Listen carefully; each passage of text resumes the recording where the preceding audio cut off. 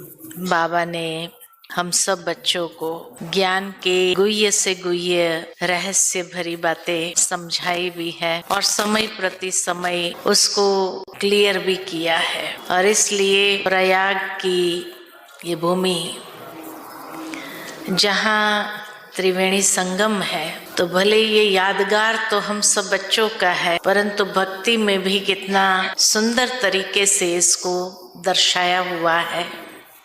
ये तो जरूर है कि प्रयाग माना ही संगम, जहाँ नदियों का संगम है। और जिस संगम का इतना महत्व है, वैसे तो कई नदियों का संगम होता है। उत्तराखंड में भी जब हम गए थे तो वहाँ पर भी गंगा के अंदर कितनी नदियाँ मिलती गई और हर संगम को उन्होंने प्रयाग कहा है, प्रयाग नाम दिया, चाहे उसके साथ वहाँ स्थान का नाम भी जोड़ दिया।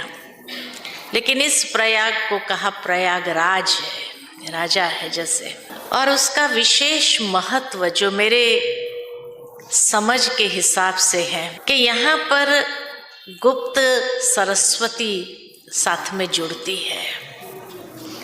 जैसे कहा नदियों का संगम तो कई जगह हुआ, लेकिन फिर भी उसका इतना महत्व नहीं जितना इस संगम का महत्व है। और वो भी इसलिए नहीं कि गंगा जमुना मिल रही है, लेकिन शायद इसलिए महत्व है क्योंकि गुप्त सरस्वती नीचे से बह रही है।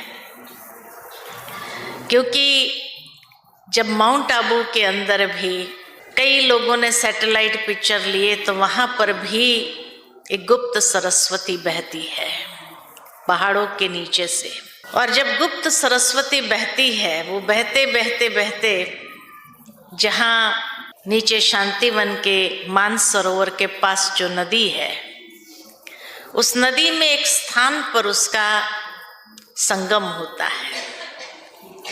और इसलिए चाहे इतने हजारों भाई बहनें आते हैं सारी सीजन में, और कहीं पर भी पानी की दिक्कतें हो जाती है, लेकिन बाबा के घर में अभी तक पानी की दिक्कत नहीं हुई, क्योंकि जिस कुएं में से पानी मिलता है वो गुप्त सरस्वती उसी कुएं में जाके समाती है।